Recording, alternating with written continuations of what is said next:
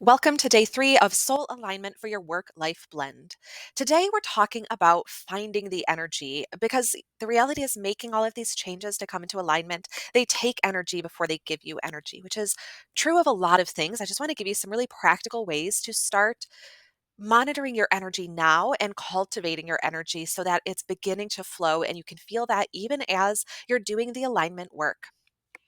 A lot of the typical advice in this arena has you tracking your energy throughout the day, and I personally find that impractical, if not downright frustrating. I know when I'm in a place where I'm just going from morning to night and I'm just pushing through, I get to the end of the day and I can hardly even remember what I did, let alone how I felt at specific times.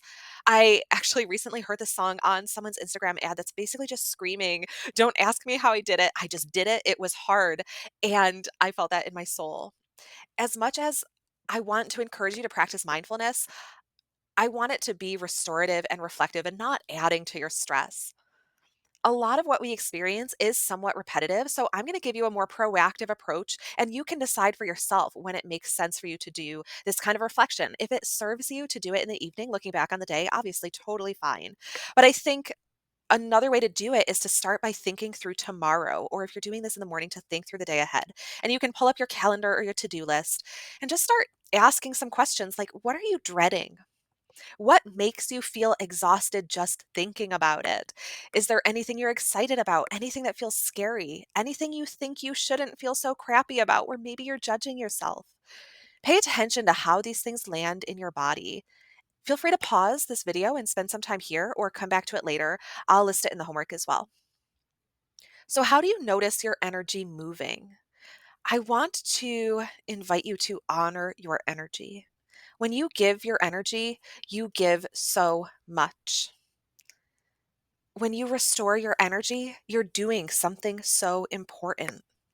Regardless of how you feel about the things you're spending your energy on, can you acknowledge yourself for generating this precious energy? When you can honor your energy, you can begin to direct your energy, respect your energy, and set boundaries from a truly authentic place. So let's get into some tools you can use to begin stepping back from the edge. The first is what I call the 25-75 principle. You do not need to give 100% of your available energy to every single thing. This is especially true when you're dealing with energy vampires, those people who drain you every time you interact. They may feel entitled to your energy, but they're not. You can't always avoid them entirely. So while I love boundaries, I also think we need a game plan for when boundaries aren't enough because frankly, setting and enforcing boundaries take a lot of energy. And if the problem is lack of energy, that can become a vicious cycle. The 25-75 principle basically means you use 25% of your energy to engage the energy vampire or whatever it is that's requiring your outside engagement, and you reserve 75% of your energy for yourself. And if that sounds weird, I want you to consider that it might not be that different from what you already do. So think about it. When you're face to face with an energy vampire and they're doing their thing and you're really sick of it, how much of your energy is spent just trying to resist saying or doing something you'll regret later? Or thinking about how you'll tell this ridiculous story to your best work friend who totally gets it? If the answer is a lot, that's pretty normal. It's actually pretty normal to split our energy between what we're showing on the outside and what's happening on the inside. And whether that's healthy or not is another discussion, but it's also kind of the point of what I'm about to say. The goal of this principle is to use your reserved energy for self care or just reserve it for something that matters more to you. For clarity, obviously, a 25-75 split is fairly arbitrary. This can't be precisely measured, but aim to reserve more than half your energy. This might look like pausing in that first moment of confrontation and for one small moment, hold 100% of your energy for yourself. Breathe and honor your own energy. Offer yourself compassion. In that split second, you can choose where to put your energy and then engage with intention or walk away with confidence. Use your reserved energy to treat yourself with kindness and compassion. Notice and name your own needs and use your energy to meet them. You may need to take a moment afterward to just feel what you feel. Maybe it's anger at the energy of empire or sadness that you can't escape them, or meet meet that emotion head on and allow it to pass. This isn't about suppressing your feelings. It's just having negative emotions constantly running in the background while you meet everyone else's expectations and needs can drain you even more. And ironically, can really keep you from being able to meet your own needs.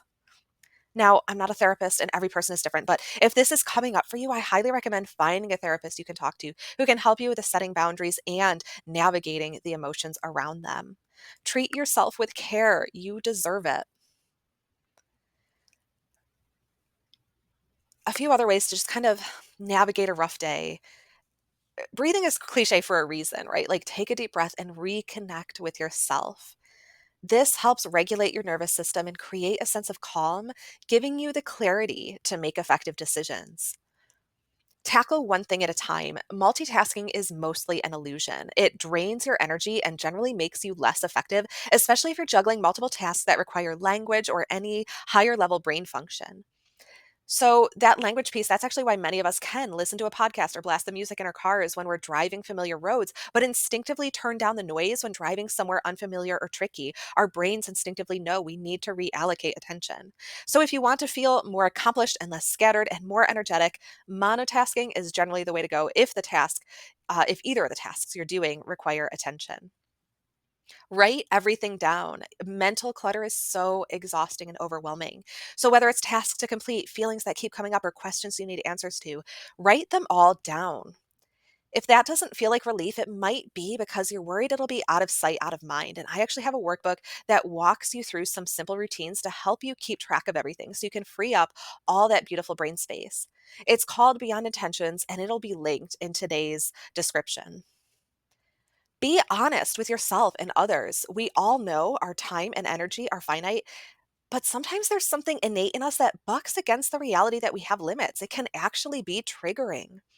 You've probably known people who don't want to accept your limits, and maybe they meant well and they thought you were coaching you up, or maybe it just served them and their purposes to ignore your limits. But either way, most of us have received a lot of messaging that tells us to just push through. And honestly, many of us put more pressure on ourselves than anyone else would. The reality is the problem cannot be our limits. That's like saying the problem is you're human. Like you have the capacity to work, but you have a need for rest and nourishment and connection and care. When we don't acknowledge the reality of our limits, there's really no winning. We either try to cram everything in, spreading ourselves way too thin, or we drop the ball and we feel bad about it. And in this soul alignment work, we're taking a step back and thinking about what we're doing and why we're doing it, which allows us to make really conscious choices. Then, when we can't do everything, we can at least feel solid in our decisions and we can communicate with others in a timely manner and in a respectful way so we're not constantly building friction as we bump up against our limits. Lastly, do at least one thing each day to recharge. Unfortunately, energy doesn't just magically refill while you sleep, especially if your sleep is affected by stress or many of the other things that can affect sleep. And unfortunately, it also doesn't magically recharge while we scroll social media or watch TV unless we're being really super intentional about what we're taking in. So think about what refreshes you. For me, it's journaling, making vision boards, taking interesting classes, getting inspired by fantastic podcasts or YouTube or audiobooks or things like that. There's a trend on TikTok right now called the dopamine menu, and I'm a big fan. It's basically just a list of things that recharge or relax you. So when you're depleted, you don't need to think too hard and you don't just reach for your phone. You can look at your menu and pick something that sounds good. So, yesterday we talked about deciding what kinds of changes you need to make. And if you feel stuck there, these practices I shared today can hopefully help you find the energy to face the big questions and make decisions for yourself that feel rooted and intentional.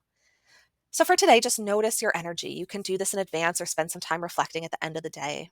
Practice the 25-75 rule. Reserve some of your energy for yourself to notice your own needs and address them. Add a little bit of supportive structure to your day. This can look like simple routines that remind you to breathe and recharge and clear your mind. The Beyond Intentions workbook can also help you experiment with those. As always, don't hesitate to reach out with any questions and have a beautiful day. I will see you tomorrow.